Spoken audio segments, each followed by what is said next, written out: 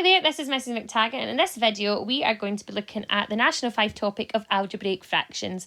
And to start us off, we're going to look at factorising and simplifying. I'm actually going to look at simplifying first of all, but the end game is to factorise some fractions and simplify. So I'm going to take it back to basics. Now, if you've done indices, this is brilliant. You'll know how to do this in a different style of way. But if you haven't done indices yet, which a lot of my classes haven't in the order we teach things, I'm going to just use the cancelling down method. Now, what you've got is you've got 3y squared divided by y on the top.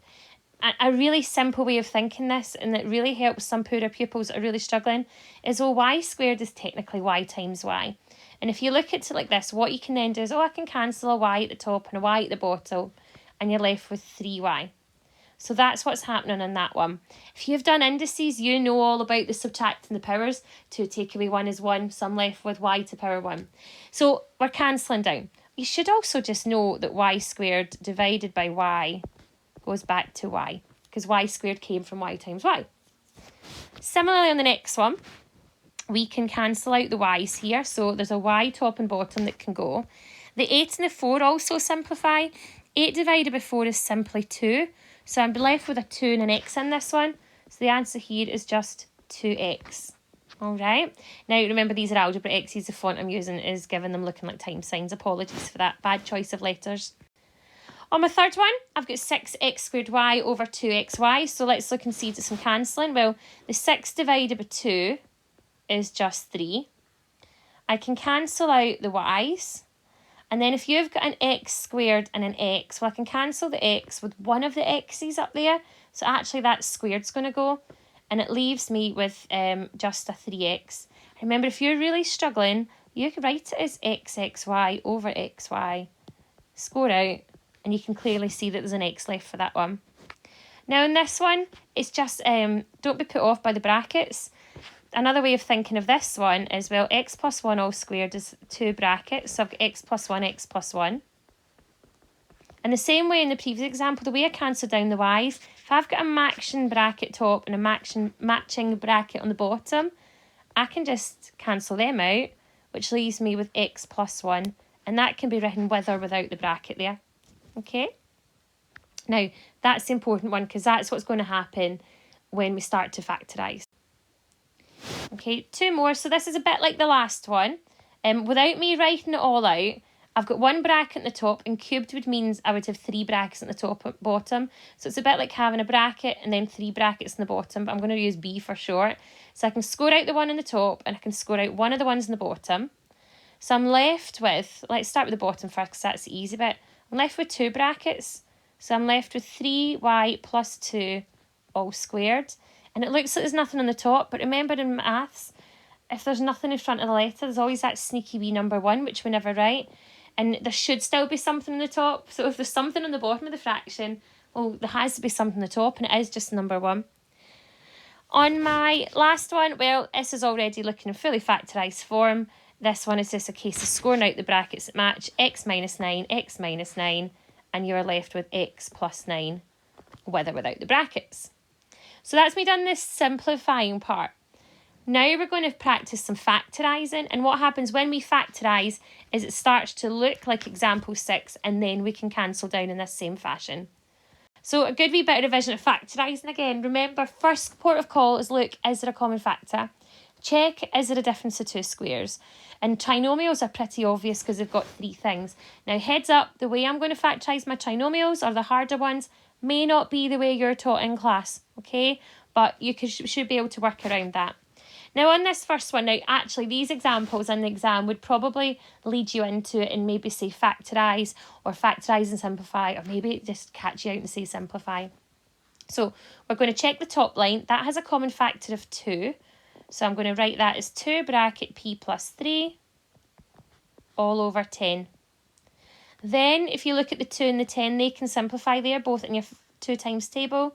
So that becomes a 1, that becomes a 5, and you're left with p plus 3 in the top, 5 in the bottom. Now the p plus 3 can have a bracket around it, or because there's nothing in front, you can just get rid of the brackets. It doesn't matter, honestly. Okay, this one, it looks like there's A's and B's all over the place. So this is what I see pupils doing. Oh, I'm going to cancel that A, I'm going to cancel that, I'm going to cancel the B, and I'm going to cancel the B. That is utter nonsense, okay? Look at the previous one.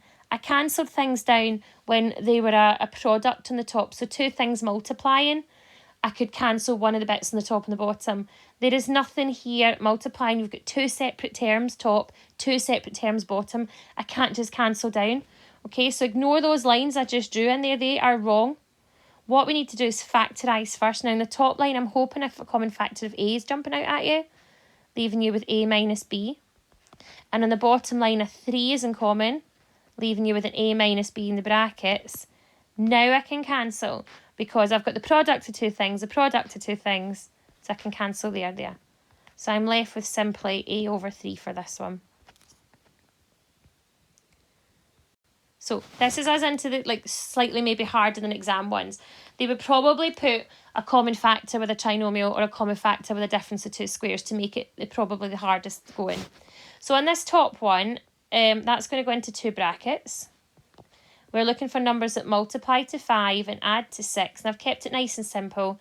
It's just 5 and 1. So x add 5, x add 1. They give add to 6 and they multiply to 5. Now in the bottom line, that's x squared minus 1, both square terms. So this is a difference of two squares. So x minus 1 and x plus 1. I've written it the other way around from what I said there. And then remember, you are looking for something to cancel. So there am I cancelling brackets. Oh, I don't know what happened to my pen there. And that leaves you with x plus 5 on the top and x minus 1 on the bottom. Again, with or without the brackets, if you feel more comfortable leaving them in the bracket form, you can. I generally tend to stop putting them in the brackets if there's nothing else there. Okay, number 4. Well, the bottom line is clearly going to be a 3x and an x trinomial. But we'll come back to that one. Top line is a common factor of 2. So that leaves you with x plus 4. Now, I would bet money that this bracket down here is a plus 4 so that something will cancel, because it isn't going to cancel with the 3x bracket. Now, my method of doing these is I do a little bit of cross multiplying at the side, and I'm looking for numbers that multiply to 4 and add to 11. So I'm thinking it's a 1 and a 4. 3 times 4 gives me 12. 1 times x gives me 1. And to make an 11x from them, it would have to be a plus with the 4, which is where the 12 came from, and a minus with the 1. So there is my bracket, 3x minus 1 and x plus 4 as guessed. So the x plus 4s can cancel, and I'm left with 2 over 3x minus 1. Now again, that might not be the way you factorise trinomials. You do whatever method is possible, whichever method you use. But remember, sometimes you get a wee clue to one of the brackets by knowing you're waiting on something to cancel. So that's me showing you some exam style ones. I hope this has helped. Sometimes in the exam though, part A would be to maybe factorise the top line, and part B would say hence simplify, and it's up to you to recognise, oh, there's that top line again, and carry down your answer from above. Anyway, hope this has helped. Thanks for watching.